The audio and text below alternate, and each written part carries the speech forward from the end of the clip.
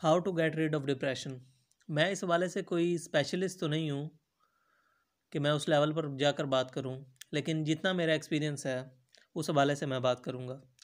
इंसान को डिप्रेशन कब होता है?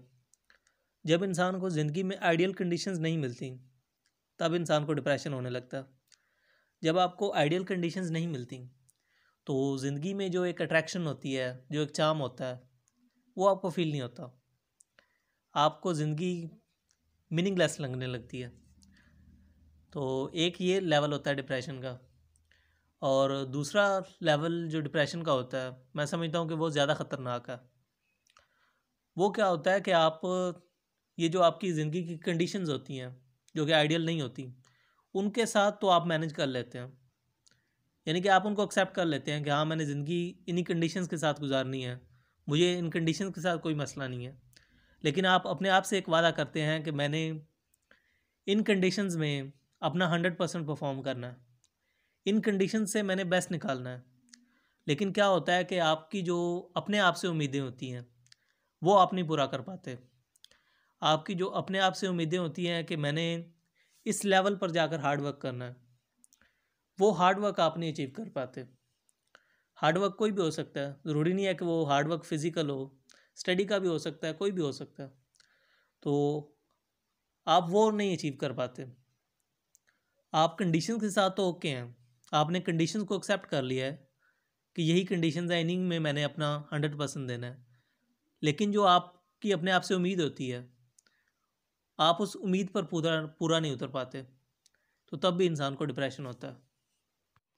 अब जो पहला लेवल है डिप्रेशन का, कि जहाँ पर आपको आइडियल कंडीशंस नहीं मिलती, तो इसमें क्या किया जाए? आइडियल कंडीशंस कोई भी हो सकती हैं। मोस्टली ऐसा होता है, अगर आप स्पेशली पाकिस्तान में आए तो इंसान फाइनेंशियली स्टेबल नहीं होता। अगर आप फाइनेंशियली स्टेबल हों तो फिर आपको कोई क्रश व्रश का मसला बन जाएगा। और इन दोनों चीज़ों में आप स्टेबल हों तो फिर आप, अगर आप इंट्रोवर्ट हैं तो फिर भी आपका बेड़ा गर्क हो जाएगा। यानी कि इंट्रोवर्ट का भी बहुत बड़ा मसला होता है। आप माशरे के लिए एक जोक बन के रह जाते हैं, आप अपने आप को अबनॉर्मल फील करना शुरू कर देते हैं कि why I am so different from rest of the people. तो ये कोई भी मसला हो सकता है, आपकी कंडीशंस आइडियल नहीं मिलती, आपको कोई ना कोई मसाइल चल रहे होते हैं। तो इसमें क्या किया जाए कि आप कंडीशंस के साथ ओके हो जाएं। यानी कि उन कंडीशंस से तो आपने गुजरना ही गुजरना है। ऐसा नहीं हो सकता कि आप उन कंडीशंस को फेस किए बगैर जो है वो आपको छुटकारा, आपको मुक्ति मिल जाए, ऐसा नहीं हो सकता। उन कंडीशंस को तो आपने फेस करना ही करना है। लेकिन क्या किया जाए कि उन कंडीशंस को आप एक्सेप्ट कर लें कि हाँ, मैंने इन्हीं में से गुजरना है, लेकिन मैंने एक बामकसद ज़िंदगी गुजारनी है। तो मैं यहाँ पर ये समझता हूँ कि यहाँ पे आपको आपका बिलीफ हेल्प करता है, बहुत ज़्यादा हेल्प करता है। आपको यहाँ पर ये ज़रूरत है कि आप अपनी ज़िंदगी के बारे में ये माने, आपको यकीन होना चाहिए कि मेरी ज़िंदगी बामकसद है। अगर इस चीज़ का आपको यकीन नहीं है और आपकी आइडियल कंडीशंस नहीं आपको मिलती ज़िंदगी में, तो फिर आप ज़िंदगी कैसे गुजारेंगे, मुझे इसका नहीं आइडिया। मोस्टली इंसान सुसाइड की तरफ जाता है अगर इंसान का बिलीफ सिस्टम भी ना हो और उसको कंडीशंस भी आइडियल ना मिले, तो फिर इंसान सुसाइड की तरफ जाता है। यहाँ पर अगर आपको आइडियल कंडीशंस नहीं मिली और आप एक अच्छी ज़िंदगी गुजारना चाहते हैं, तो यहाँ पे ये ज़रूरी है कि आपका बिलीफ बहुत स्ट्रांग होना चाहिए और आपका ज़िंदगी के बारे में बिलीफ ये होना चाहिए कि आपकी ज़िंदगी बामकसद ज़िंदगी है। इस चीज़ का आपको किसी न किसी तरह से यकीन होना चाहिए। यहाँ पर आपको खुदा का कॉन्सेप्ट बहुत ज़्यादा हेल्प करता है। पहले ये डिसाइड कर लें कि खुदा है या नहीं है, फैसला कर लें कि खुदा है या नहीं है। मोस्टली लोग खुदा को मान रहे होते हैं किसी न किसी फॉर्म में। ओवरऑल जो, अगर पाकिस्तान की बात की जाए, 97% मुस्लिम्स हैं और एथियस्ट की बात की जाए तो 0.1% भी नहीं होंगे। ज़्यादातर लोग किसी न किसी रिलीजन की फॉर्म में खुदा को मान ही रहे होते हैं।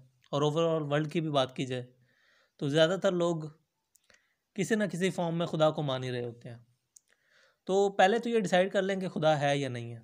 अगर आप खुदा को मान रहे हैं और फिर भी आप, ये जो पहला डिप्रेशन है, आइडियल कंडीशंस के ना मिलने वाला, इससे अगर इसको आपने मैनेज नहीं किया, इससे आपको छुटकारा नहीं मिला खुदा के कॉन्सेप्ट के साथ, तो फिर मुझे नहीं समझ आती कि खुदा को फिर आप क्या मानते हैं, कैसे मानते हैं। यानी कि अगर आपको खुदा ने बनाया है तो इसका मतलब ये है कि आपकी ज़िंदगी बामकसद है, आपको किसी मकसद के लिए इन कंडीशन से गुजारा जा रहा है, ये उसका लाजमी नतीजा है। तो आपको खुदा पे 110% यकीन होना चाहिए कि मेरी ज़िंदगी बामकसद है, मुझे किसी मकसद के लिए इन कंडीशन से गुजारा जा रहा है। तो आप कंडीशन को एक्सेप्ट कर लेंगे अगर आपका खुदा पे बिलीफ हो जाए, यकीन हो जाए आपको कि आपकी ज़िंदगी बामकसद है, आपको किसी मकसद के तहत इन कंडीशन से गुजारा जा रहा है, तब आप कंडीशंस को एक्सेप्ट कर लेंगे कि ठीक है, मैंने इन कंडीशन से ही गुजरना है। लेकिन अब आपका क्या टारगेट होगा कि मैंने इन कंडीशंस में बेस्ट परफॉर्म करना है, मैंने अपना 100% देना है। तो जो दूसरा लेवल है डिप्रेशन का, वो तब आता है जब आप अपने आप से किए हुए वादे नहीं पूरे कर पाते। आपकी जो अपने आप से एक्सपेक्टेशंस होती हैं कि मैंने इस लेवल पर जाकर हार्डवर्क करना है, वो आप नहीं कर पाते। तो दूसरा लेवल ये होता है डिप्रेशन का। जो पहला लेवल है डिप्रेशन का, उसको तो आप जो खुदा पे आपका बिलीफ होता है उसके ज़रिए से आप टैकल कर सकते हैं। लेकिन जो दूसरा लेवल है डिप्रेशन का, उसके लिए क्या किया जाए। अब ये जो डिप्रेशन होता है ना, इसमें भी एक हद तक आपका जो बिलीफ है वो हेल्प करता है। यानी कि इसमें भी आपको ये यकीन होना चाहिए कि मैं जो भी मेहनत कर रहा हूँ आज, वो मेरी स्टोर हो रही है, वो कभी ना कभी मुझे वापस लौटाई जाएगी। इसको मैं ऐसे बयान करता हूँ कि जैसे एनर्जी की दो फॉर्म्स होती हैं ना, काइनेटिक एनर्जी और पोटेंशियल एनर्जी। जो एनर्जी इस्तेमाल हो रही होती है वो काइनेटिक एनर्जी होती है, और जो स्टोर्ड फॉर्म होती है वो पोटेंशियल एनर्जी होती है। इसी तरह से जितनी आज मैं मेहनत कर रहा हूँ वो मेरी पोटेंशियल एनर्जी है, वो मेरी स्टोर्ड हो गई है, वो कभी ना कभी मुझे मिलनी है। तो ये आपको यकीन होना चाहिए कि जो भी आप मेहनत कर रहे हैं, जो भी आप हार्ड वर्क कर रहे हैं, वो स्टोर हो रहा है, अल्लाह ताला उसको स्टोर कर रहा है, वो कभी ना कभी आपको ज़रूर वापस करेगा। आज नहीं करेगा तो कल करेगा, कल नहीं करेगा तो परसों करेगा, मरने के बाद तो कर ही देगा ना। तो यहाँ पर भी एक हद तक आपको आपका बिलीफ सिस्टम हेल्प करता है इस डिप्रेशन से भी छुटकारा पाने के लिए। इस डिप्रेशन में एक और चीज़ भी होती है कि आपका एक गोल तो होता है, आपका एक प्लान तो होता है कि मैंने ऐसे ज़िंदगी गुजारनी है या मैंने ऐसे वर्क करना है, लेकिन आप उस प्लान को एग्जीक्यूट नहीं कर पा रहे होते। तो यहाँ पर मैं ये समझता हूँ, जो मेरा पर्सनल एक्सपीरियंस है, कि आपकी फ़िज़िकल हेल्थ बहुत ज़्यादा मैटर करती है, आपकी फ़िज़िकल फ़िटनेस बहुत ज़्यादा मैटर करती है। फ़िज़िकल फ़िटनेस का ये है कि अगर आप डेली एक्सरसाइज करते हो, आप फिज़िकली फ़िट हो, तो आप कोई भी काम कर रहे हो, आप स्टडी कर रहे हो, कुछ और कर रहे हो, उसमें आपको बोरिंग नहीं लगता, आपको एक एनर्जी महसूस होती है, आपको एक अट्रैक्टिवनेस महसूस होती है जो भी आप काम कर रहे होते हैं। तो मैं ये समझता हूँ कि इसमें फ़िज़िकल हेल्थ बहुत ज़्यादा इम्पॉर्टेंट होती है, कि जब आप कि कुछ प्लान्स तो होते हैं लेकिन आप उनको एग्जीक्यूट नहीं कर पा रहे होते, तो बहुत हद तक इसमें फ़िज़िकल हेल्थ का भी रोल होता है कि आपकी ईटिंग हैबिट्स क्या हैं। ऐसा तो नहीं है कि आप बहुत खाकर फिर जो है ना वो पढ़ना स्टार्ट कर देते हैं, तो आपको कहाँ से पढ़ पाएंगे, आपको नींद ही आएगी ज़्यादा खाकर।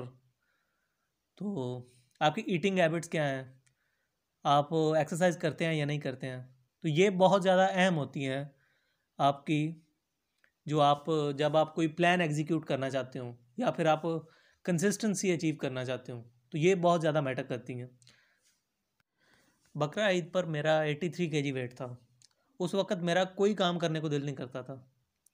मेरे प्लान्स तो बहुत ज़्यादा थे कि मैंने ये करना है, लेकिन मैं कोई भी अपना प्लान एग्जीक्यूट नहीं कर पाता था, क्योंकि मैं फ़िज़िकली फ़िट नहीं था। मेरे अंदर एनर्जी ही नहीं होती थी, कोई काम करने को दिल ही नहीं करता था। तो उस वक़्त मैंने फ़ैसला किया कि मैंने वेट लूज़ करना है, और तकरीबन मैंने 4-5 दिनों में मैं 83 से 81 kg पे आया था।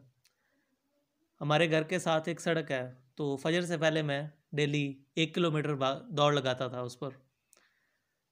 अब तो सर्दियाँ आ गई हैं, अब तो नहीं होता, धुंध में बंदा कैसे भागे लेकिन उस वक़्त ऐसा होता था। तो मैंने तकरीबन 81 से फिर मैं आया 76 तक तकरीबन 10 दिनों में, और 76 से फिर 70 तक। तो ओवरऑल मैंने तकरीबन 1.5 मंथ में 13 kg वेट लूज़ किया था।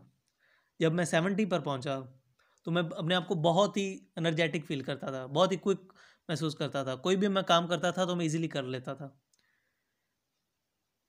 तो जो आपकी फ़िज़िकल फिटनेस होती है, ये बहुत ज़्यादा ज़रूरी होती है कंसिस्टेंसी को अचीव करने के लिए, हमेशा एनर्जेटिक रहने के लिए।